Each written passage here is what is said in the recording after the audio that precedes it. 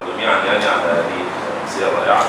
صديق العزيز أحمد جلبي وسعيد مكون صديق أحب الشيخ وصديق العزيز الكبري وكل أصدقاء أعزائي الحقيقة. وأمير يعني كفاني إشادة ومدح وترك لي خالد مش معروف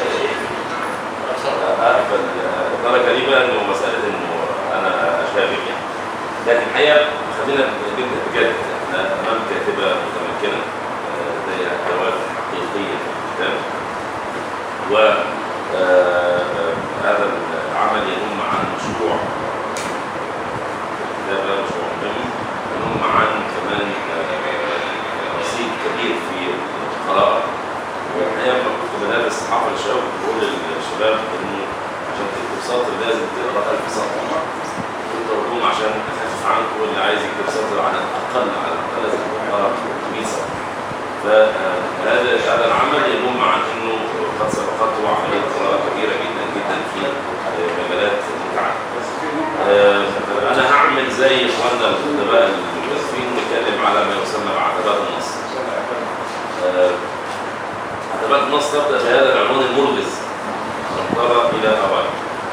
والقارئ سوف ينتظر طويلا جدا في العمل لغاية صفحة 2003 تقريبا، تحديدا 2003 بالظبط، 203 العمل كله دي 27 إلى أن يكتشف إنه الأوائل هي اسم جديد باللغة الأمريكية الأثيوبية، وقد يغفو بعض القراء فيمر عليه مرور كرام إنه فكرة الأوائل هو اسم نهر. وقنطرة ليه ما قالتش جسم وليه ما قالتش كوبري؟ لأنه قنطرة ليها معنى والجسم له معنى والكوبري له معنى. قنطرة هو بناء مقوس يقام غالبا على نهر أو على مياه.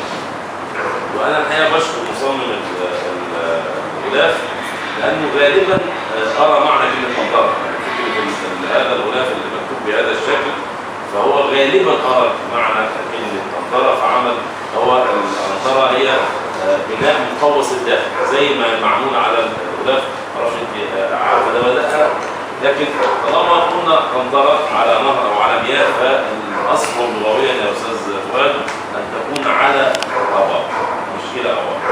إلى يبقى احنا بنتكلم على جسر أو كوبري ننقل من مكان إلى مكان، لكن طالما قلنا قنطرة تحديدا بيبقى على مش كده. يبقى هنا في بداية العنوان عندنا إشكالية بسيطة في اللغة وفي تفسير معنى كلمة قنطرة. بقية الغلاف الحقيقة يعني غلاف رائع ومفيد وجذاب وغالبا بيلخص أحداث الرواية بشكل كامل. لو اتكلمنا عن الهداية الحقيقة أنا منحاز للجزء الأخير من الهداية، هو في كتب 4 هدايات. في الجزء الأخير من الهداية أعتقد أنه كان كافيا مهم تقرأ لو عايز إلى حب يملأ عمري ولا إيه؟ إلى حب يملأ عمري. على أي حال إحنا الرواية دي إحنا قدام رباعيات وثلاثيات وثنائيات. الرباعيات إنه اللغة جيدة جدا بالرواية، لكن عندنا 4 مستويات. دي مسألة غريبة في رواية واحدة يبقى عندنا 4 مستويات. عندنا لغة فكرية جافة جدا، ودي موجودة في صفحات مناقشة المتطرف والوهابية والأيدية، ودي لغة جافة جدا زي كل الكتب الفكرية بتاعتنا. وعندنا لغة صحفية تقريرية زي الصفحات اللي موجود فيها البحث عن تصاريح التصوير وحاجات كده. وعندنا في اغلب الروايه لغه ادبيه عاديه، لغه الادب يعني اللي هي لغه فيها صور وفيها يعني ليونه وفيها رقه، لغه ادبيه يعني. لكن الاهم ان الروايه منظوم بين خلاياها كثير جدا من اللغه الشعريه. دي واحدة شعر. بس الدكتور اللي جاي ورا الدكتور اللي جاي ورا استنى بس انا الغريب الحقيقه انه احيانا الشاعر بتكون بقى ايه التعبيرات الشعريه، يعني انه كمان بتبقى عندها قصيده معجم لغوي جميل، بس ساعات بتستخدم بعض الحاجات مثلا لما تقول حسب الابتعاد. القارئ بالتاكيد يعني حسب ايه بس اللي احنا وقعنا فيه ده، فممكن حد يقول لك حسك وده حسك او ده، لكن حسب ده نبات شوكي يستخدم لزياده اضرار البول، يعني ده في الخاص بالبول يعني خد بالك ده نبات شوكي او الاشواك طبعا. فهو لكن لما تستخدم كلمه الوتين مثلا دي كلمه قرانيه جميله ورائعه كده، بس لكن تفرق بقى وهي بتستخدم مصطلحات شعريه مصطلحات شديده الغرابه بجد يعني. ما تقول مثلا فين يا استاذ امير الجزء اللي الدكتور امير استشهد بيه هو بتاع يلقي جسد الكلمات على مش شايف يعني مفيش كاتب ابدا لا يمكن كاتب يعبر عن كلماته بالجسد. الجسد ده الجسد يلقي جسد الكلمات دي مساله صعبه جدا، يعني صعبه جدا انه الكلمات تبقى جسد يعني فيها حياه. نعم لا مصروف مش مجال، يعني الكلمات دائما تنطق الحياه وبالرقه وبالعذوبه، وبالذات عند الكاتب اي كاتب دائما وابدا منحاز ومتعصب لكلماته، يعني هو لكن ان تحول الكلمات الى جسد مرمي على الصفحات دي مساله فيها صعوبه. نعم الحاجه الثانيه مش عارف بيتكلم على شفافيه انه شايف جسدها ايه وكانها ترتدي زجاجا مسطوره، يعني دي برضه صعبه قوي. يعني انا اقدر اقول وكانها ترتدي مثلا حله من نور مثلا، كانها نسيج من القمر مش عارف ايه، كانها الات مش عارف ايه، يعني فكره. لكن الزجاج المسطور ده مساله يعني صعبه قوي انه ست ترتديه ولا فهي اللغه الشعريه قد يغلب عليها شكل الكلام وهو الصوره نفسها صوره غريبه وفيها جاذبيه، لكن زي ما قلت تؤدي الى عكس الغرض المطلوب منها، انه لما تحول الكلمات الى جسد بالتاكيد يعني هي مش قصدها كده خالص، لان هي كاتبه كلمات نابضه طول الوقت. الكلمات مش جسد، ومفيش كاتب اطلاقا يتعامل مع كلماته على انها جسد الا اذا كان كاتب فاشل او بيكتب رثاء، يعني بيكتب صفحات رفيعات في الاعلام، هو ده اللي بيحول الكلمات الى اجساد على الواقع. الرباعيه الثانيه اللي موجوده في هذه الروايه انه ميرفت اشتغلت 4 شغلانات في هذه الروايه، وهي اجهلت نفسها واجهلتنا واجهلت اي قارئ ممكن يقرا الروايه. هي روائيه وسيناريست وباحثه ومونتير. روائيه موجوده، وهي كتبت الروايه بالشكل السينمائي، شكل المشاهد السينمائيه، يعني لما يجي الاستاذ رينيه يحول العمل السيناريو مش هيلاقي صعوبه، لانه هي كاتبه مشهديه، يعني مشاهد سينمائيه طول الوقت، هي بتتعامل بشكل السيناريو مش بشكل الروايه السرديه الراوي العليم، لا هي عامله سرديه وعامله مشاهد. وفي البحث الحقيقه يعني انا اتعاملت كمان في الحديث مثلا انه النبي قال انه اللي ما يصليش عشاء يحرق عليه بيوته مثلا، ورحت دورت في الحديث ولقيت الحديث موجود فعلا، وهي سندها صح. الامام احمد فقط لا يمكن اطلاقا لا يمكن، بس ده فكر المتطرفين وده جميل. الكتابين اللي ردوا على محمد بن عبد الوهاب اخوه واستاذه، شاف شيء استاذه كمان، ده شيء جيد جدا كباحثه، يعني هي كباحثه اشتغلت بشكل جيد، كروائيه اشتغلت بشكل جيد، كسيناريست اشتغلت بشكل الى حد ما جيد، كمونتيره المونتيره كادت ان تفشل كل البشر، لانه ترتيب تعرف حضرتك المونتير في السينما المونتير في السينما المخرج ساعات بيصور النهايه قبل البدايه، المونتير بياخد هذه الاشياء المشاهد بيرتبها. في عندنا حاجه في المسرح اسمها كريشندو، فكره التصاعد، خطوه بتساوي خطوه لغايه ما نوصل للمشهد الاخير فالناس تسقف. الحقيقه ميرفت عامله شغل جيد جدا جدا متلخبط، يعني انه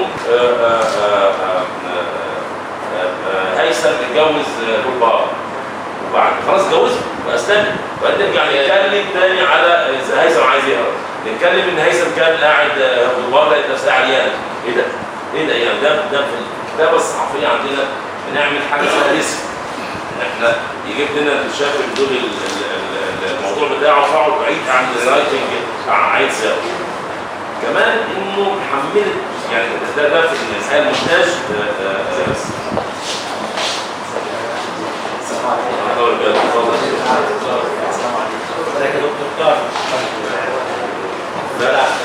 زي ما قلت لحضراتكم انها اجهدت نفسها واجهدت من يقرا انها اشتغلت 4 شغلانات، كل شغلانه لوحدها يعني عبء كبير جدا، انها هي الروائيه وهي الباحثه وهي السيناريست وهي المونتير.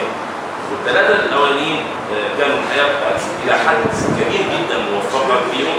المونتاج محتاجه تقعد على هذا المونتاج مره اخرى وتعيد ترتيب المشاهد. وعيد ترتيب المشاهد بحيث انه القارئ ما يبقاش مشوش.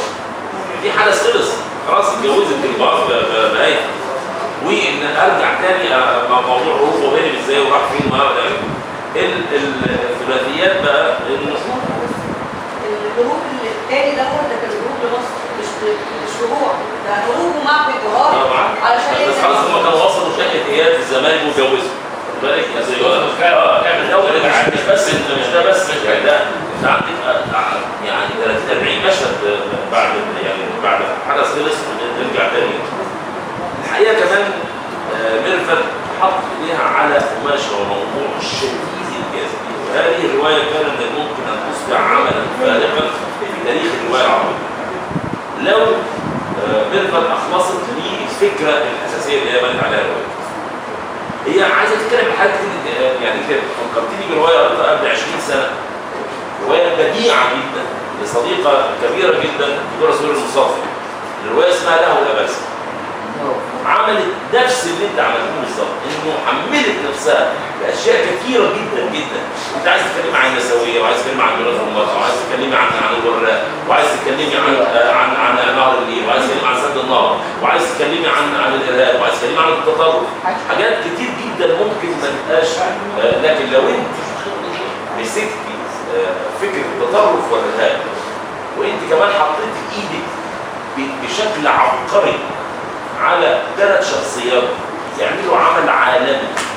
هيثم شاكر المطرب الكبير الذي ذهب إلى داعش، أحمد فاضل في البذور النوبية الذي أصبح إرهابيا متطرفا، وإياد الفنان يعني فكرة مثلا يا شباب لو سمحت يعني مثلا هيثم شاكر ده حكوته لوحده. يعني هيثم وجولبهار يصلح لأن يكون رواية منفصلة، ودي حاجة عبقرية. لو انت ركزت في هيثم وجولبهار دي رواية لوحدها. وبعدين فكرة إنه هيثم يعني يروح داعش عشان حبيبته اختفت، ده الحقيقة مبرر مش منطقي. لا هي مش اختفت، ما لسه ما دي برضه من الحاجات المفاجئة. لكن هو اختفت الأول، اختفت قدامه، هو عارف ان جوزه هو عليه. ودي برضه ما دي الحاجات اللي انا هكلمك عليها. خد بالك فاحمد فاضل النوبيين دايما يعني ناس بيتصفوا بالطيبه الشديده جدا جدا والمسالمه الشديده جدا جدا. كون حد منهم يتحول الى هذا التطرف محتاج هنا نفسه. في شخصيه هامشيه في الروايه هي افضل الشخصيات بناء لبناء النفسيه بتاعتها، آسف هذا الانتهازي الوصولي انت بنياها بنى رائع. ما حصلش ده مع هيثم ومع احمد فاضل ومع اياد، 3 رئيسيه ما حصلتش. يعني مثلا ابو عمر مثلا الارهابي الداعشي، انت عامله مبرر قوي انه يكون انه بهذا القسوه انه ورغم ده في مأخذ عليكي برضه تحول لهذا الفكر. هو قال لك لما رحت لوهير اختفي راح احمد فاضل، واحمد فاضل يعني احمد فاضل كنوبي كمان. ده عندي مشكلتين في النوم. احمد فاضل يتحول الى ارهابي متطرف يعني، ويقعد يتجوز بقى 4 ويخلف ويعمل رجل اعمال بتاع الكلام ده. النوبيين لازم تجيبوا مبرر قوي، خاصه وانه ابن راجل فنان. ابوه محمد فاضل ده فنان بيغني وبيبكي او الام.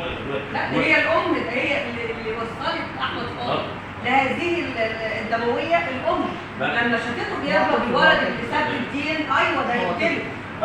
في دافع الام اكتر من الاب. انا بقول لا، انا بقول لك على محمد فاضل الجبار راجل فنان اتعلم هيثم ابوه فنان متربي في بيت فني وهو نوبي كمان. انت لما في شخصيه ظهرت فجاه كده في اخر الروايه اسمها عبد الجليل، فجاه كده ظهر كده، فجاه رجع من اثيوبيا وظهر فجاه وكده. عبد الجليل امه مصريه نوبيه متجوزه مصر. لا ده احمد لا عبد الجليل ابن عم، هو ابن عم يعني هو ابن عم. هو نوبيه اتجوزت مصر. ما هو لا يمكن تتجوز نوبيه راجل فلاح، لا يمكن قطع يعني رأي، يعني لا ايه رأي قاطع. نعم مش مقنع ومش منطقي انه يقعد يموت فيها حب طول الوقت ده، انه يعني هذا المتخلف عاطفيا مش ممكن يبقى هو ده هذا الحبيب اللي هيموت والهان والاخره، لانه مش ممكن ده يطلع منه هذا الحبيب. خد بالك يعني انت في مشهد كمان عاملاه من اجمل مشاهد الحب اللي انا قريتها في حياتي، لما طارق خلاص انقطعت العلاقه بينهم يعني، فهي خلاص لا هو يروح ولا هي تروح، لما يسيبهم ويتحرك من هم قاعدين في الجامعه فتحط صدرها على ورقه، يعني نوع من دي مشهد بديع الحقيقه. لكن انت في نفس السياق عامله مشكله كبيره جدا، ان احمد حاول يعمل لها رساله في على ورق شفاف بان يعني. خد بالك الورقه الرساله واخده 3 صفحات لا يمكن يعني دي فين الثلاثه يعني؟ ده المفروض ان تبقى رساله يعني انك تختزل عشان تعرف تقراها، دي لازم بالخط الايد، كانت قايله بالخط الايد، خط الايد يبقى لازم تقعد تالف قدام العيال في ورق الراجل يعني، ده مش ممكن فده برضه نفس الحكايه في مشهد في السينما بنميز بقى واياد برضه عندنا مشهد 3 صفحات مش ممكن في السينما دي خالص. يعني ده مشهد البنت قالت كلمه وهو رد عليها 3 صفحات، ده برضه مش منطقي. فانت لو ركزت بجد على فكره الارهاب والتطرف، والله انا بقول لك مخلصه، ده عمل علامه يعني انت. والغريب بقى ان في كتير جدا من الاشياء اللي تخفف منها في الروايه، يعني فكره التصاريح دي ايه ما بتشتغل التصاريح، ايه القضيه النظريه التصاريح دي؟ انه الشاب الطفل مبروك اللي قتلوه قعد 4-5 صفحات. محمد معزيزي بالمناسبه محمد معزيزي انت في جمله خلطه بينها بين الجزائر وتونس. انا عايز اروح اصور تونس اشم فيها رائحه الشهداء. لا تونس ما كانش عندها شهداء يعني غير معزيزي ودي قامت تصور خلاص على كده، لكن الجزائر هي ارض الشهداء. فانت خلطه هنا بين تونس وبين الجزائر في فكره ان اشم رائحه الشهداء دي في الجزائر مش تونس خالص يعني عشان تبقى موجود ده ولا بتاع اللي هو الشاب التونسي ده اللي هو القريب معزيزي بتاع. طولت قوي في موضوع معزيزي يعني، ده ممكن اتخفف منه، في صفحات مثلا جلبهار، الاسطوره جلبهار كتير ممكن اتخفف منها يعني، الاسطوره حلوه وجميله وبتاع، لكن برضه في المشهديه انت مقطعاها انت مقطعاها وكده، فممكن الخصها واعملها مشهد واحد يعني. خد بالك فهي القضيه انت لو انا يعني بجد يعني تسمعي كلامي، هذه الروايه خدي عليها تاني تخففي احمالها. انا شايف ان الموضوع دي مقحم على الروايه، على الموضوع، لان هو جاي في الجزء في الاخر ومقحم على السياق الاساسي اللي انت عاملاه، لكن انت كنت عايز تقول كل حاجه. طبعا انت كاتبه محترفه ومتمكنه، فنجحت من روايه ثانيه. حتى النهايه اللي انت لقيتيها انه عايز اياد يروح يعمل فيلم وانضم لسد النهر، عملناه في حفار كده في سنه 70 وعملنا هي مش بالظبط يعني هو قال ده احنا ممكن نعمل كده. ما انا بقول لك احنا عملناها فعلا يعني حفار كده في سنه 70 اللي دمرناه في ابيجان في ساحل العاج. فكره حتى ان سد النهضه ممكن كلمه سد النهضه الدكتور نوجي سعيد في كتابه نهر النيل، كتاب عظيم جدا صادر عن دار الازل 99 بيتكلم عن 11 سد من سد النهر ده يعني. انت هنا فكره النوبه وترحيل النوبيين وانه زي ما عبد الرحمن قال انا اقول ده انه عبد الناصر وعدهم ان يعودوا ولم يحدث. وقفت خد بالك؟ لا وقفت ليه؟ وعبد الناصر مات. يعني القضيه اللي كان لازم يكون عبد الناصر مات ان اللي ما نفذش هم اللي هو مع عبد الناصر. عبد الناصر عمل مركز في مصر النوبه. ده في منبور مركز كامل. انا رحت زرت اسمه ناصر النوبه شفت المركز ده. هو بعيد. وبعدين التهجير بتاع السيد علي كان التهجير الثالث الجميل وهو التهجير الاقل. يعني هو وانا رئيس تحرير انا عملت عدد خاص اسمه النوبه ازمه ثقافه وثقافه ازمه. والحقيقه يعني كان نقع يعني توزع عن اخر عدد يكون يتوزع كامل. فدي التهجير الاخير ده كان التهجير الثالث وهو الاقل في العدد، لكن هو كان التهجير النهائي. النوبيين سابوا مناخهم الطبيعي اللي هو النيل والنخل والجزر اللي كانوا عايشين فيها والكلام ده. فمساله النوبه برضه مساله محتاجه ان احنا المعلومه دي. لكن لو انت اخذت صلب موضوعي الارهاب والتطرف انت عامله شغل رائع في المنطقه دي. الشخصيات الثلاثه الابطال الكبار بتوعي دول والبهار موجوده معاك. طبعا انت برضه عندي شويه سبايس هندي كده حلوين يعني خدت بالك يعني ان مثلا لما هشام اخو هيثم ما يلاقيش غير حبيبته عشان يتجوزها صدفه يعني ما تجيش الا في افلام الهندي. وانه الميس البنت اللي هي ان تقعد تضحك على فنان محترف في الكتابه وفي السيناريو وفي الاخراج وفي التمثيل تضحك عليه سنه كامله وهي بتقلد شخصيه جدتها. يعني ده يبقى فنان هزء. الفنان هزء لما عيله زرازه دي تلعب فيه مده سنه عشان انت عايزها في الاخر تقول انه انا شفت الزفاف اللي انت مزورها وشفت لا بس لا يعني بص عليا شوف بص يا دكتور تضحك عليا انا وانت لكن مع كاتب سيناريو محترف وكاتب روايه محترف ومخرج محترف وممثل محترف خدت بالك ومكير محترف. هو يعني هو انت عارف هي كلمه عامله اياد ده يعني عبقري زمان احمد خدت بالك ان هو اللي ما حصلش يعني بيعمل كل حاجه خدت بالك. رغم زي ما قلت لك انا من البدايه مش متعاطف معاه يعني من وانا متعاطف معاه مش هروح ده بالك في انه في الاخر انه لكن دي سبايس هندي يعني انه يعني الصدفتين دول ما يحصلوش غير في الافلام الهنديه. انه هشام يتجوز نهير وانه ميز يضحك عليه عشان تقلد عليه وهي في الاخر يعني ايه يعني فانت تخففي من احمال الكبيره اللي في الروايه دي وركزي على موضوعك الاساسي. صدقيني هذه الروايه تنافس يعني كبريات الروايات في الوطن العربي.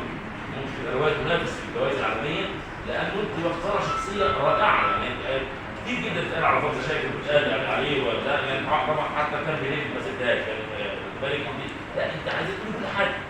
مفيش حاجه اسمها كده. مفيش حاجه اسمها كده انك تثقلي على نفسك وتثقلي على القارئ بالك والحقيقه انا كنت بجد اجهاد شديد جدا. يعني انا زي ما بقول لي كده كل شويه اروح ابقى ابص فيه على معلومه. يعني انا لما انا عارف بلدنا الانطره بلدنا في قريتنا يعني لكن انت لسه استخدمتيها هنا فروحت لازم افرق بين انطره وكسر وكوبري وعرفت المساله فشفت ده. فالحديث النبوي ده عمري ما سمعت. هي فروحت كتب الحديث لقيته موجود. الكتب الكتابيه ما كنتش شفتهم بتوع الرد على الوهابيه فرحت لقيت موجودين يعني قريت اجزاء منهم. فهي قضيه انت عندك جهد جيد جدا ركزي في موضوع ومحور واحد ده. صدقيني هتعملي حاجه رائعه جدا وتخففي من احمال كتيره جدا موجوده في الروايه. صفحات كتيره ممكن تتشال وتبقى ممكن طبعا تزودي في المحور الاساسي اللي انت عايز تعمليه بهذه اللغه الشاعريه الجميله. ممكن تخففي شويه اللغه الجافه الفكريه تخففي تماما اللغه الصحفيه التقريريه دي ملهاش اي لازمه. نكتفي باللغتين او المستويين المهمين في اللغه الادبيه الراقيه واللغه الشعريه اللي انت بتوجديها يعني بتوجدي هذه اللغه الشعريه بشكل جميل جدا. عندك صور جديده ومبتكره ورائعه. فلو انت ركزتي على هذا المحور اعتقد ان الروايه تستحق ان انت تعيدي كتابتها مره اخرى بشكل منوع. شكرا جزيلا لحضرتك. ضاع ما بين افكار وخطوط واضحه بالنسبه لها نسجت منهم الى العمل الدرامي اللي هي عملته في هذه الروايه. انا طبعا مش يعني لا ازايد طبعا على كلام الدكتور شافعي احمد شافعي ولا هو الدكتور شيب انما انا وجهه نظري ان في العديد من صراعات الافكار في الروايات بتوصلنا الى ان اشياء تغيب عنا واشياء نقدر نستخدمها. من ضمن الاشياء اللي عملتها الاستاذه ميرفت انها يعني قسمت الراوي العليم ده اكتر من اسم. ملاحظه يا استاذه ميرفت، انا شخصيا او راقبت الطريقه بتاعتك على انها طريقه جديده. انما الاستاذ محمد الشافعي فعلا يعني اداني فكره انك فعلا قمتي بعمل مخرج وعمل